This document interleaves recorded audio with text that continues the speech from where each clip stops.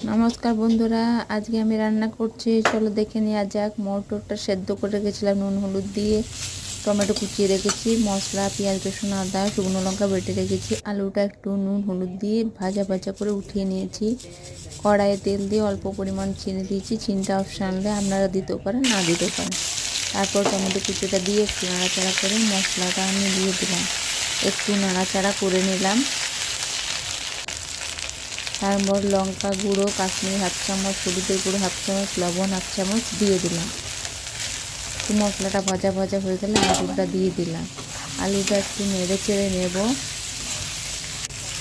তারপরে জল দিয়ে একটু মশলাটা কষিয়ে নেব ভালো করে। মশলা কষানো হয়ে গেছে, সেদ্ধ করে রাখা মটর আমি দিয়ে দেব। আমার মটরের সবজি রেডি হয়ে গেছে বন্ধুরা। কেমন লাগে একটা লাইক কমেন্ট সাবস্ক্রাইব করে দিও।